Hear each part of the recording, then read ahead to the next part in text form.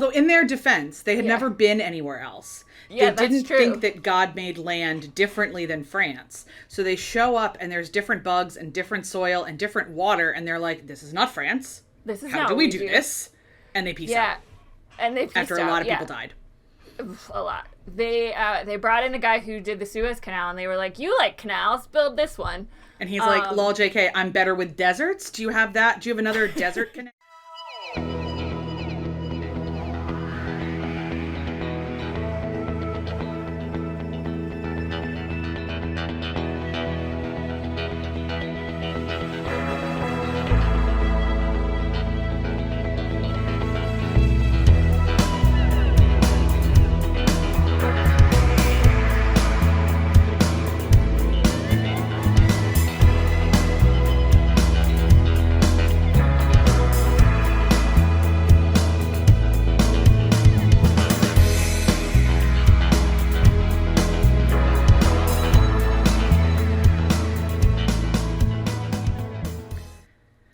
Hey everybody, welcome to our conversation about Panama. I am Dr. Kristen. I'm Dr. Aaron.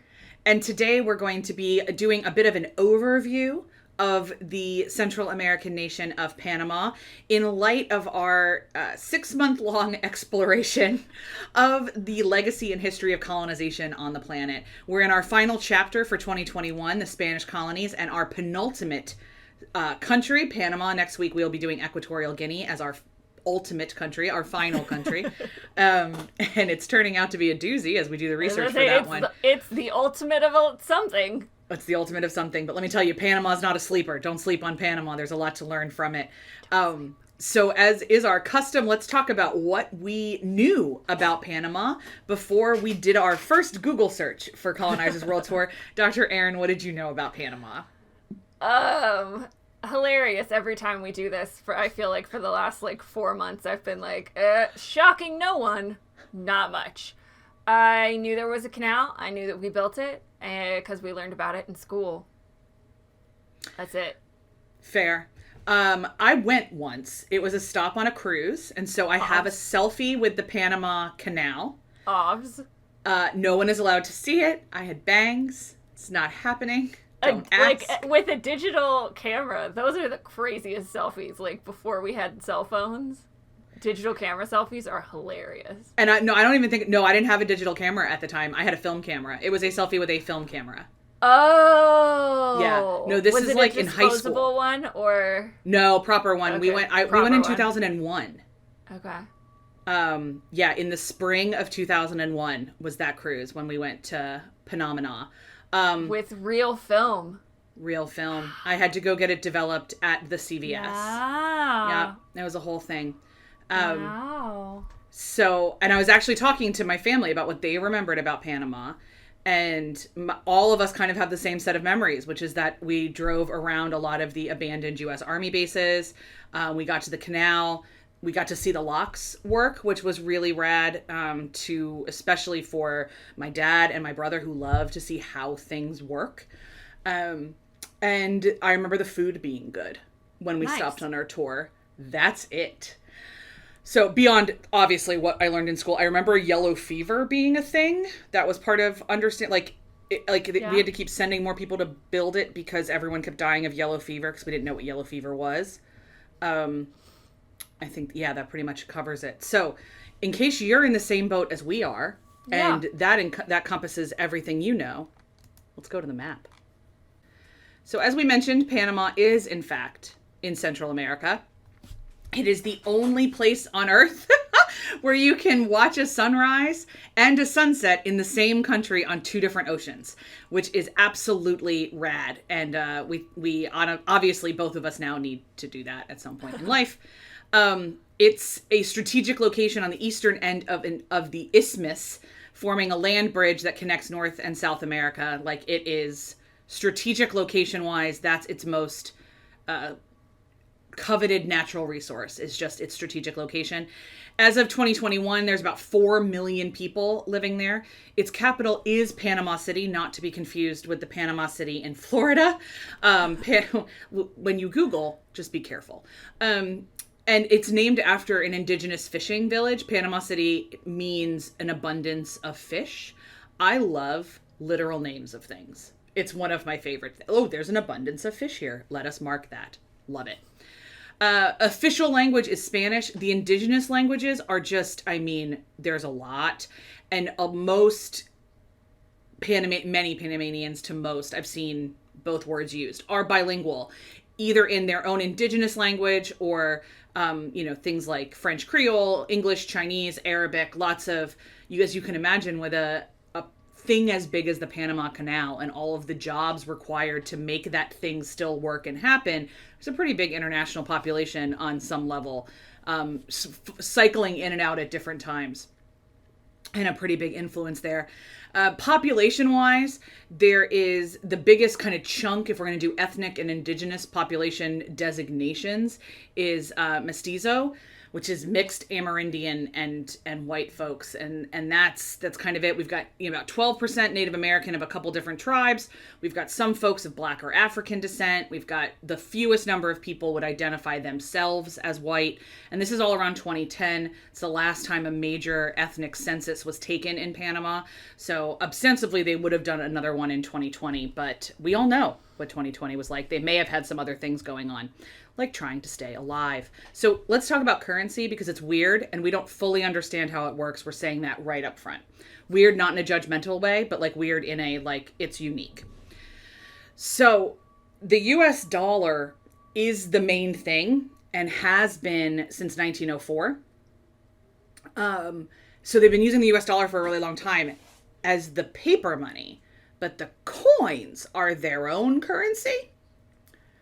And that feels confusing, and I don't know how that works. Additionally, much like our recent friends El Salvador, there has been a bill introduced to promote Bitcoin to formal currency. Your good doctors remain incredibly skeptical / confused about Bitcoin. So, can't tell you if that's a good idea or not. Lots of smart people are saying it's not. A good chunk of smart people are saying it could be. Just like in El Salvador, we'll be watching it.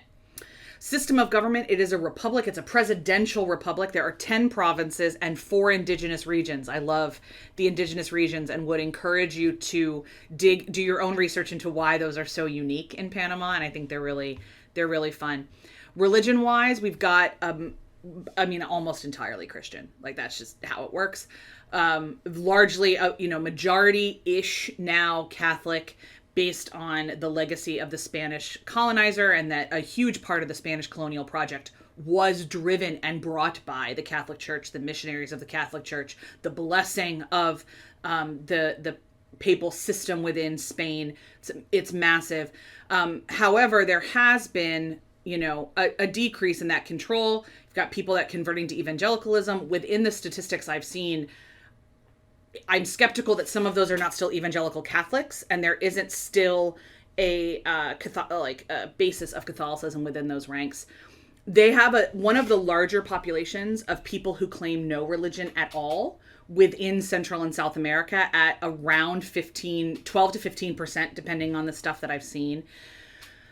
But again, these are statistics, and if you've ever joined us before, you know my pet peeve about statistics when it comes to religion. These are about institutional alignments, not necessarily faith systems. So I have a lot more questions around faith systems that I was unable to gain research on to kind of understand on a more holistic level. So if you are Panamanian or love people in Panama, I know our colleague, Dr. Tati, is a Panamanian herself. Didn't get a chance to connect with her about the religious aspects, asked her some more questions about the culture, but I'll circle back and ask a little bit more about faith stuff and see if she's got any insights. So this concludes our map demographics.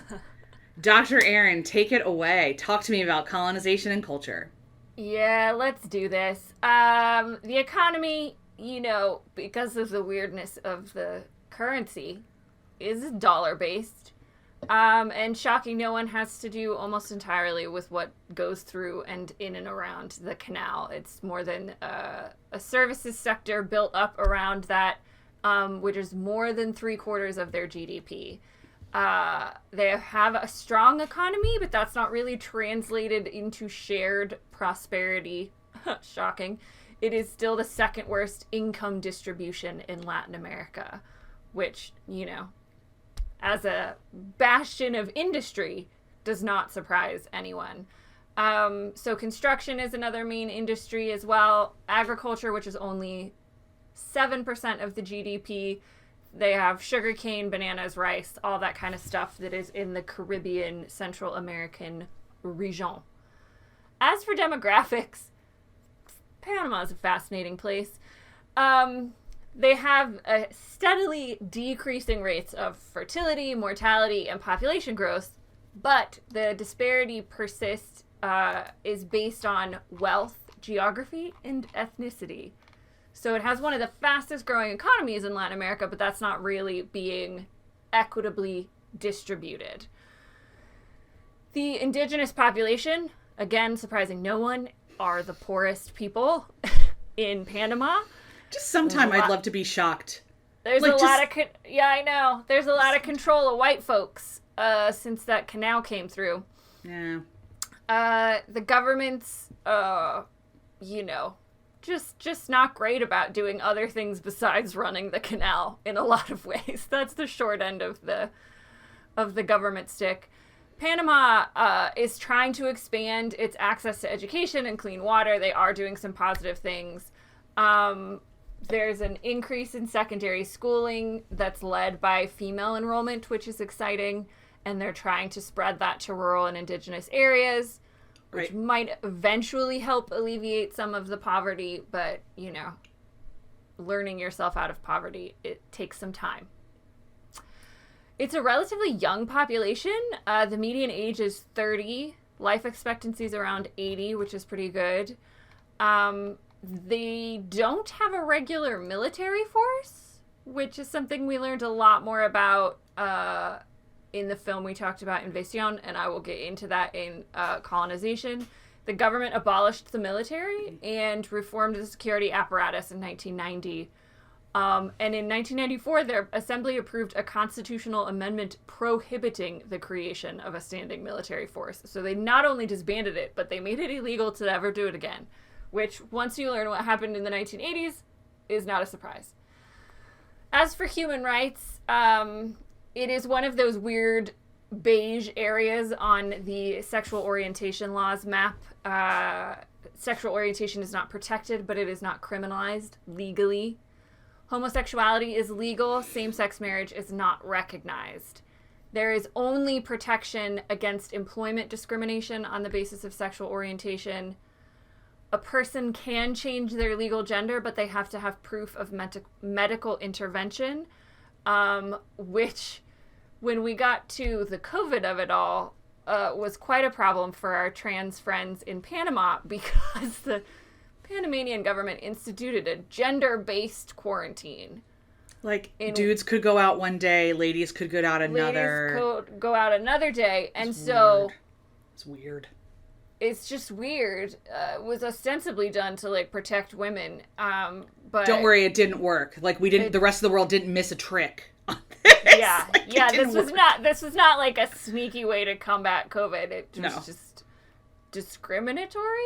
Pretty much. So trans folks, you know, if they haven't been able to afford gender transition surgery or medical intervention, which a lot of people can't, it's very cost prohibitive, especially in poorer parts of Central, South, and Latin America.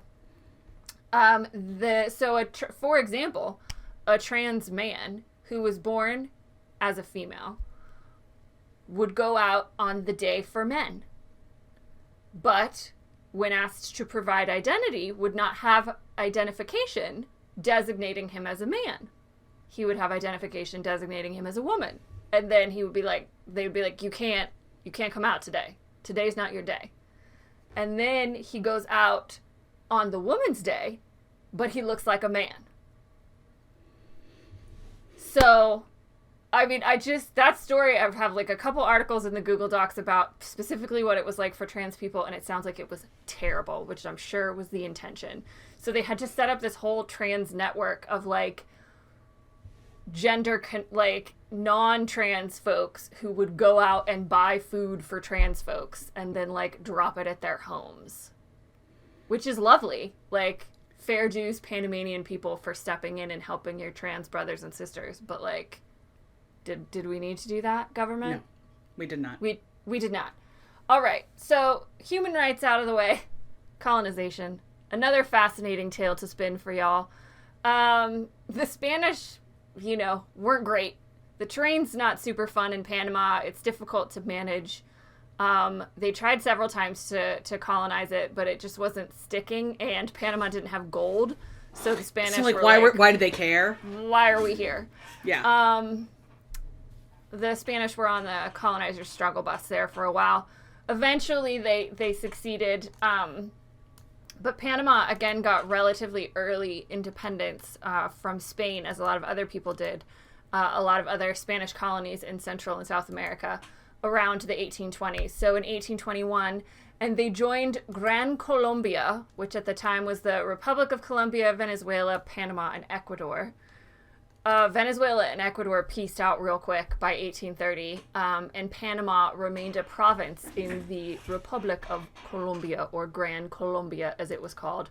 So interestingly enough, and I think surprising us both, the transition from Spanish colonization was not as interesting or as important as the transition from the break from Colombia.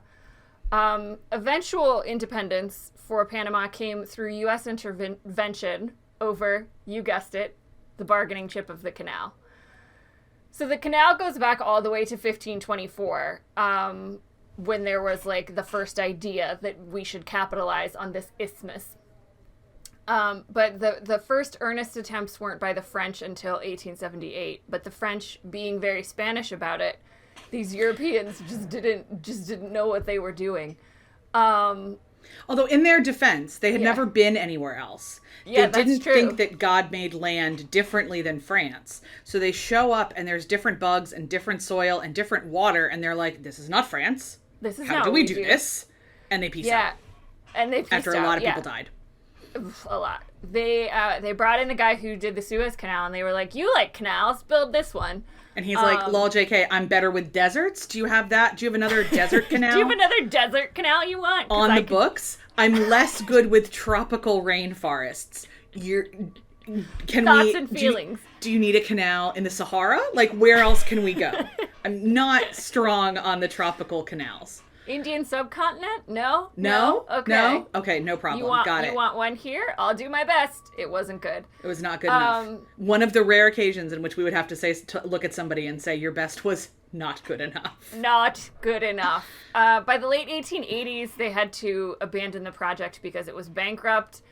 And coincidentally, butting into a time in the United States of burgeoning American imperialism and the Teddy Roosevelt of it all.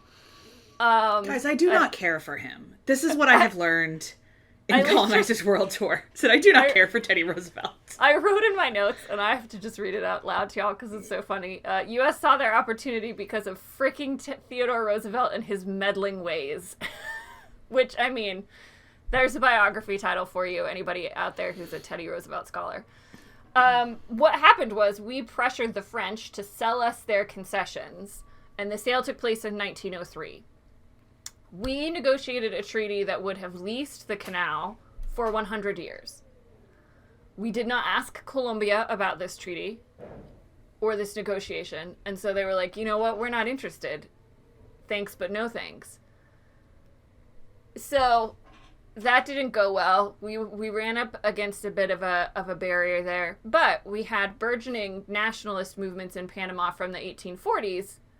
Again, our friends in the coup culture business had some work to do in Panama. After a series of coups between liberals and conservatives, there was a very unstable political situation. So there was a movement for Panamanian independence that then we attached ourselves to and said, we'll help you out if you give us the canal, which is exactly what we did.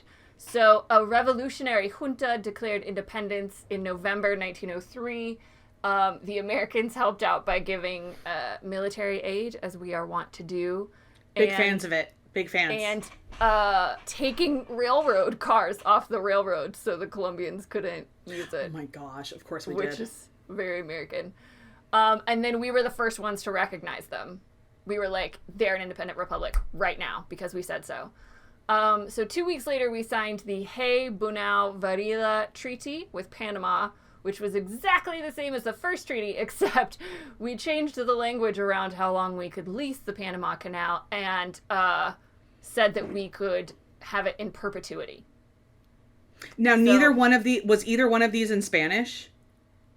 I mean, that's one of my favorite things that I've ever learned. No. Got it. Just wanted to clarify that point. Yeah, so we wrote a treaty with the new Republic of Panama. We did not provide a copy in Spanish for them, and we basically looked at them and said, you have to sign it or we're leaving. Which is just the best. That's just how we behave internationally. So the canal took 10 years to build. It opened in 1914. And it just didn't go well for Panama in terms of politics for the rest of the century. They had political strife between a largely white merchant class and the mestizo and black working class, who just were buried under heaps of inequity. The economy deteriorated because at the end of the canal construction, and then there's the Great Depression, and then, like, what do we do now? We're good at building canals, and we can't keep building canals. We're out of canal locations. Panama is really interesting because it has a unique racial politics between the white merchant class, the black Caribbean workers who were brought in to build the canal, and the mestizo and blacks who lived in the interior provinces, and then the Amerindians, the indigenous population. That's a lot. There's some layers. The United States intervened several times, including again in the 1940s when we removed the nationalist President Arias. It was pretty great. They disbanded their military between 1904 and 1968, which I would imagine we had something to deal with now that I know of our level of involvement. But then by 1968, the National Guard was like, you know what? No, we think we should run the country. They staged, you guessed it, a coup. And the military took over everything. But they were able to negotiate the end of the U.S. control of the canal, which was set to take place at the literal last day of the year of our Lord, 1999. And it did. It did, for the record. It did happen. Yes, it did happen. We then have a period where the military is the corrupt and repressive leaders. Eventually, we get Manuel Noriega as the de facto president after the other president died in a plane crash, suspiciously. And the pervasive belief among Panamanians is that Noriega was planted by the American Central Intelligence Agency. So as you consider Panamanian relationships with America, know that whether that's factual or not, that is a largely agreed upon truth. Yeah, so the short end of the story on Noriega is that he partnered with a super big drug cartel and made the military a drug trafficking operation under the guise of a military institution. He, pretty much everyone agrees, started out as a CIA agent and gave information on the cartel to the CIA. But then he decided he wanted to stay in power. And they had a sham election, which was not legal, and Noriega was reelected. And then there was a lot of political instability, and what triggered the American invasion in 1989 was the murder, beating, and arrest of three U.S. soldiers. And so that was the proverbial straw, and we intervened with Operation Just Cause. That's my least favorite operation name ever. Ever. I mean, it's way too on the nose. Yeah. I mean, honestly, like, they could have gone with something more oblique, like Operation Dumbo Drop. Like, that would have been, no one knows what that is. Operation Just Cause is like Operation We're right and you're wrong, so deal with it. Like, yeah, Operation Suck It Up, We're Here and You're Stupid. Operation This Is Our Canal, Bitches. Like, yes, that's probably what we should have called it. Yeah. Yeah. We want the canal, leave us alone.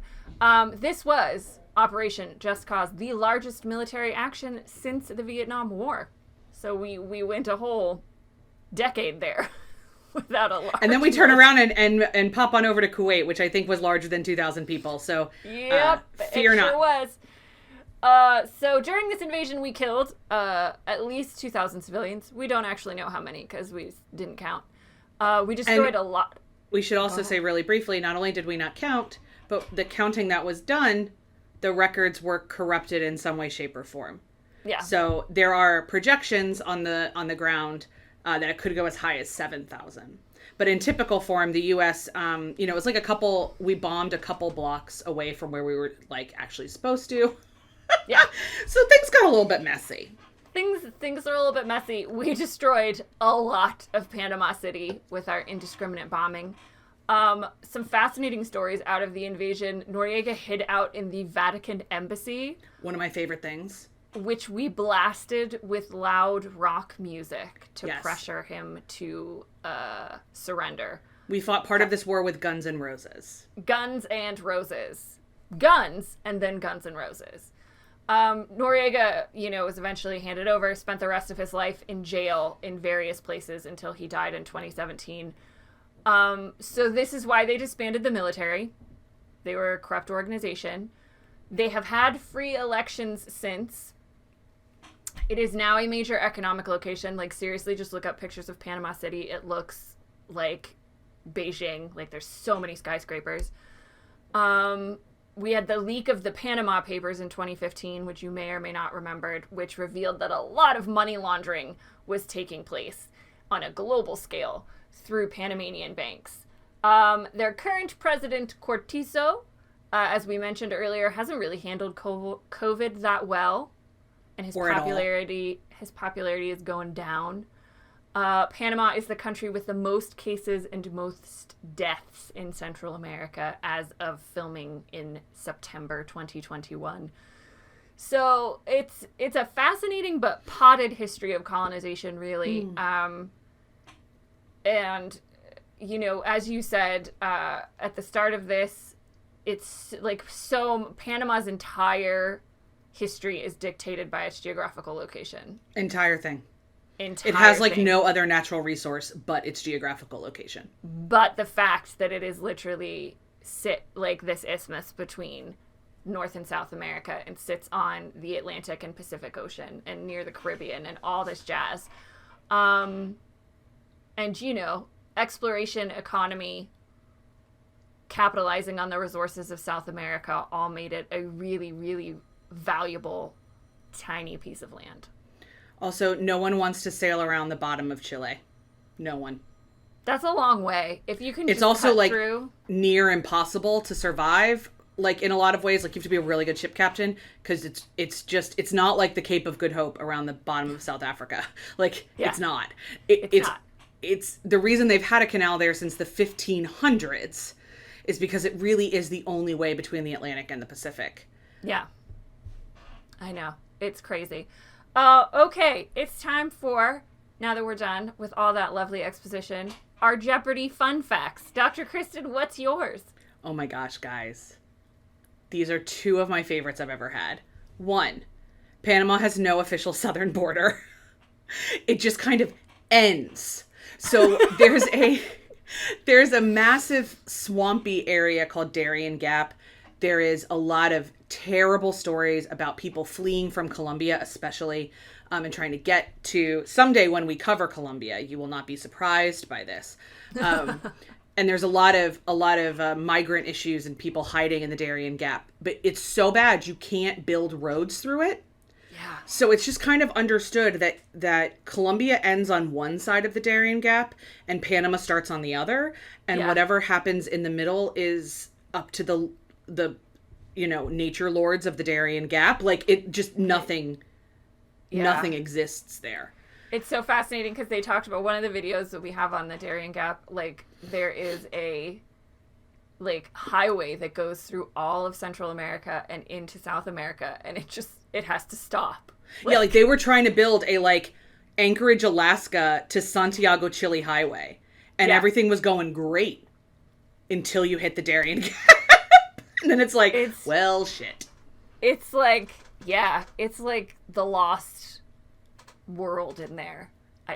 I wouldn't be surprised if it was Jurassic Park inside. Like, I think that's where Atlantis possibly is. Yeah. So, like, it's something. My second thing is that at some point in this history of this lovely place, the Scottish people thought that they would colonize Panama. Now, the Scottish are my people. I'm half Scottish. So I say this with all the love of Jesus in my heart. The Scottish couldn't defend their own damn country. No, what are they doing trying to colonize? They're still part of the UK there, pals. They are a colony. They are a colony. What's happening? Also, if we would like to talk about different geographical locations, I understand it probably rains the same amount of time, but the temperatures are a little different. A little bit. And I love many Scottish people. Sweating is not their favorite thing to do. So I just feel like Panama is not calling to them in the same way. I nearly fell off my chair laughing when I heard that the Scottish tried to colonize it. I was like, aw, petals, no. Everybody wanted that canal, man. Man, everybody wanted the canal. Well, everybody wanted that canal. We got it. So those are my two big ones. There is actually no legal southern border. And the Scots tried to take a go at it at some time. So you already alluded to yours about the treaty. Oh, the other thing is this gender-based quarantine is my other favorite thing. But we already covered that. It's nutty. So mine, one you already mentioned, but it is still one of the coolest facts we've learned, that it is the only place in the world where you can watch a sunrise on the Pacific and a sunset on the Atlantic. At its shortest distance, it's only about 30 kilometers from ocean to ocean on Panama, which I just think is rad, and I want to do it someday. Aside from that, Teddy Roosevelt's a dick. That wasn't really a Jeopardy fact, but I feel like the more we explore American imperialism at the end of the 19th and into the 20th century, the more I am, like, dismantling what I thought I knew about Teddy Roosevelt, which is necessary, it sounds like, because he wasn't a super cool dude. And the fact that Secretary of State Hay, like, handed them a treaty not in Spanish and said, sign it or we out, is just peak American, man. Yeah, I wasn't even surprised. I was pissed about it because I was like, that's a shady thing to do, but I wasn't surprised. Oh, no. We know this place too well. So that concludes our conversation about the basics of Panama for now. Please join us tomorrow for our coverage of a documentary called Invasion, which is stunning piece of art, and we really had a great time talking about it. We hope you have a great time joining us and listening to it. In the meantime, between now and whenever you watch that video, please do the YouTubey things on this one. Like, comment, subscribe, tell us your questions. If you, as we've said before, are Panamanian or do research in Panama or know things about Panama, please tell us them, and we can add them to our living Google Doc of research and learning, because we are constant lifelong learners. So I think that's all we've got.